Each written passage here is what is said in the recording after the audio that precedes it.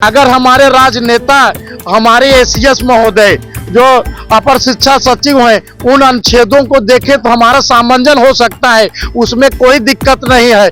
और इन्हीं लोगों का दिया हुआ 4% दिव्यांग बच्चों का आरक्षण है और रेलवे की ट्रेनों में उनके लिए स्पेशल बोगी है, लेकिन जब ये पढ़ेंगे नहीं तो श्रीमान बढ़ेंगे कैसे। नमस्कार, मैं अभिषेक और आप देखना शुरू कर चुके हैं इनसाइड प्रेस। मैं भी मौजूद हूं पटना के गर्दनी बाग में। इस कड़ाके की ठंड में आज जो है कि 57 दिन हो गए हैं और 57 दिन से जो है कि समावेशी शिक्षक लोग जो है कि ये लोग धरना पे बैठे हुए हैं।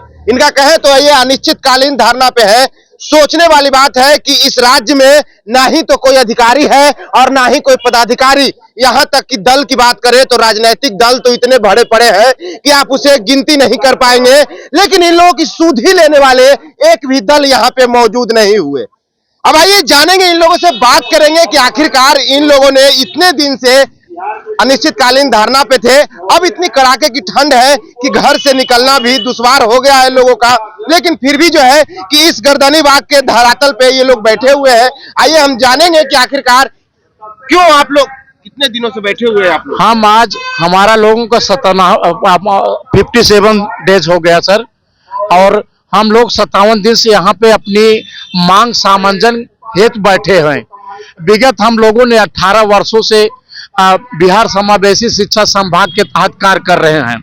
हमारा नियुक्तिकर्ता 11 सदस्य टीम में आदरणीय जिला अधिकारी महोदय रहे, जिसमें हमारे उस समय के डीएससी, जिन्हें आज जिला शिक्षा पदाधिकारी और समाज कल्याण विभाग के अधिकारी, रेड क्रॉस के और जो है मानव संसाधन विभाग के, समाज कल्याण के सारे 11 सदस्यीय बोर्ड में से हम लोगों का चयन हुआ था सर।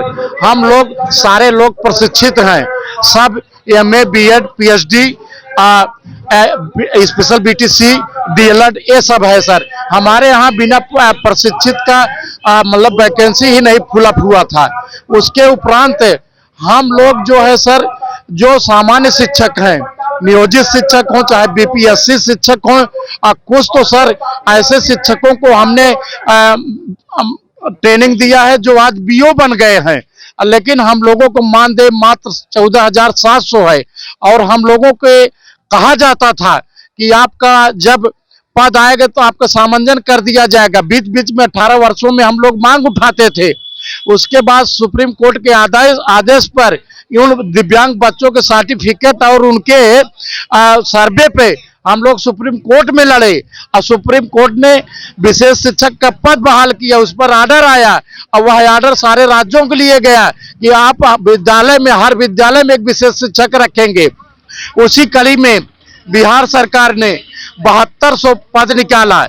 जब 7200 पद निकाला तो उसमें हम लोग मात्र 9 से 63 लोग हैं, मैक्सिमम 1000 हैं सर।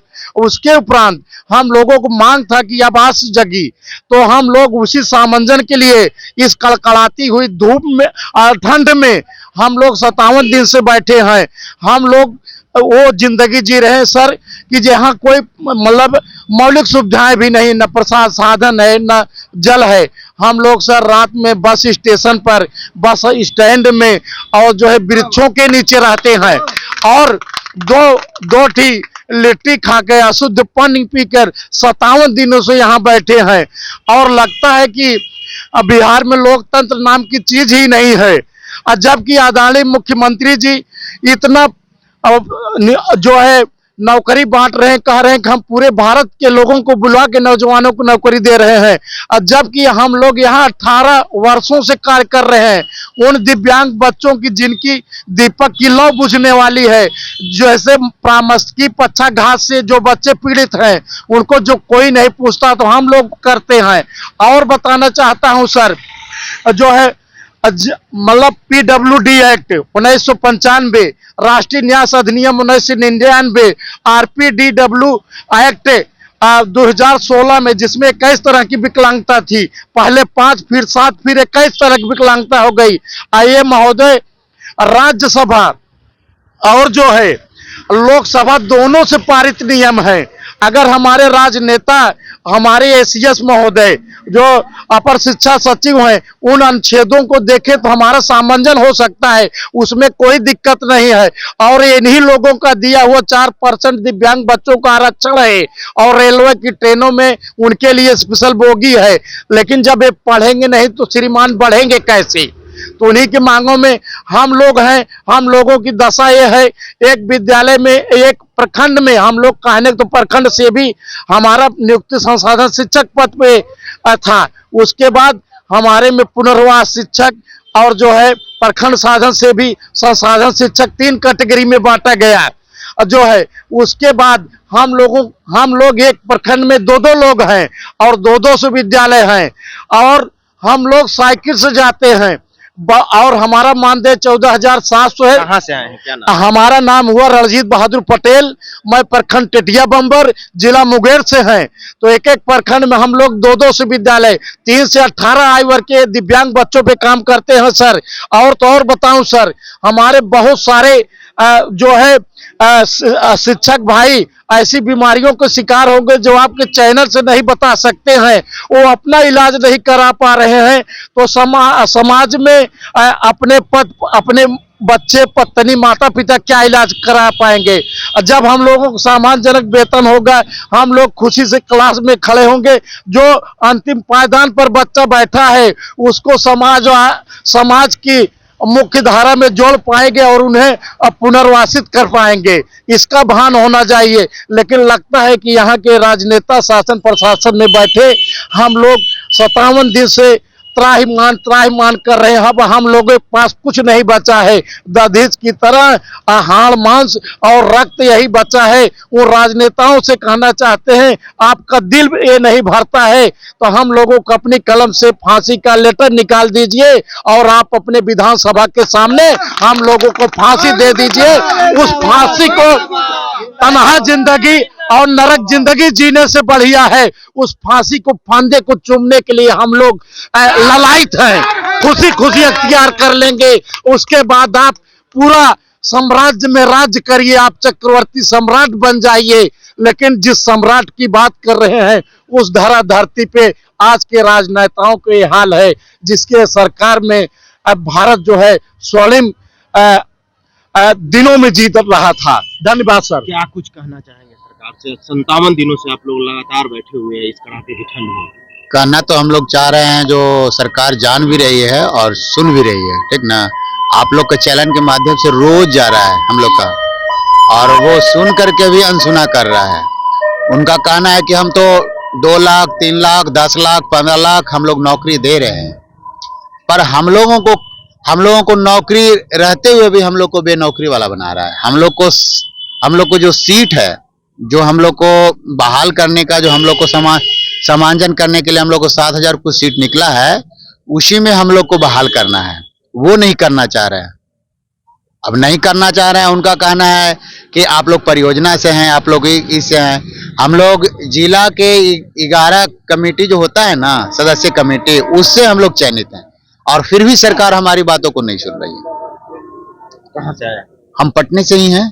और क्या कुछ कहना चाहेंगे? हम कहना चाहते हैं सर कि हम किशनगंज जिला से आए हैं और हम लोग 18 वर्षों से जो हम बच्चों को सेवा कर रहे हैं। हम लोग ने लड़के अपना एक तरह से घर होता है सर, हम बनाते हैं, पूरा घर बना के आज जब हम वहाँ आराम करना चाहते हैं उस घर से खदेड़ा जाता है। क्योंकि हम लोग 18 साल से विगत वर्षों दिव्यांग बच्चों को सेवा करते हैं, सर्वे का रिपोर्ट बनाते बनाते पद सृजित किए। आज हम लोग का पद जब सृजित हुआ, जब मेरा घर बन गया, तो कहा जा रहा है सरकार के द्वारा तुम जाओ अब नए सिरा से आओ। अब हम करेंगे, हमारा उस स्तर पर हम पहुंच गए हैं कि नए सिरा को फेस नहीं कर पाएंगे। जब 18 साल से हम रेगुलर काम किए, रेगुलर पेमेंट लिए हैं 12 महीना का, यहाँ सरकार कहती है कि 3 साल जो काम करे वो अस्थायी हो जाए, लेकिन हम 18 साल से रेगुलर पेमेंट, रेगुलर हर कार्य कर रहे हैं। और आज हमको लिए कहा जा रहा है कि नहीं तुम कंपटीशन से आओ, तुम्हारा 18 साल का वैल्यू नहीं हुआ, तुम 18 साल से जो ये काम किए, पद सृजित किया, इसका कोई मतलब नहीं है, तो मैंने अपने तरीके से किया। तो हम लोग कह रहे हैं कि हम लोग क्या अपने जाके आत्मदाह कर लें, या तो आत्मदाह कर दीजिए, चाहे मेरे भाई बोले कि फांसी फांसी पर लटका दीजिए, वही एक लेटर निकाल दीजिए, हम लोग चले जाएं। क्योंकि 14,700 न मेरा बाल बच्चा का परवरिश होता है, न मेरा होता है। हम दोनों तरफ से मारे जा रहे हैं, न सरकार मेरी सुन रही है। तो हम कह रहे हैं कि हमारे जो तेजस्वी प्रसाद जी नए नए नेता हैं, तो सर हम लोग को आदेश कर दीजिए कि हम लोग सीधे लटक जाएं और चले जाएं, और हम लोग धरना से यहीं से मुक्त हो जाएंगे। क्योंकि आप सृजित नहीं कर पाएंगे, तो यही एक अंतिम उपाय दिख रहा है। और यही हम आपसे कहना चाहते हैं आपके माध्यम से जो है। तो आप लोगों ने सुना, एक तरफ जो है कि पटना के गांधी मैदान में सरकार लगातार नौकरियां बांट रही है, तो एक तरफ जो है कि ये लोग जो है कि दिव्यांग बच्चों को शिक्षा देते हैं। सरकार की ऐसी नीतियां हो गई है कि ये दिव्यांग बच्चों को शिक्षित करते करते अब ऐसा इन लोगों को लगने लगा है कि ये लोग खुद जो है कि दिव्यांग हो गए हैं। इतना तक मजबूर हो गए कि अब सरकार से ये मांग करने लगे हैं कि सरकार मेरे नाम का फांसी का एक लेटर निकाल दो और अपने विधानसभा के सामने हमें उस रस्सी में टांग दो। फिलहाल के लिए इतना ही। आप क्या सोचते हैं अपनी प्रतिक्रिया कमेंट बॉक्स में जरूर दें। बने रहे इनसाइड प्रेस के साथ। धन्यवाद।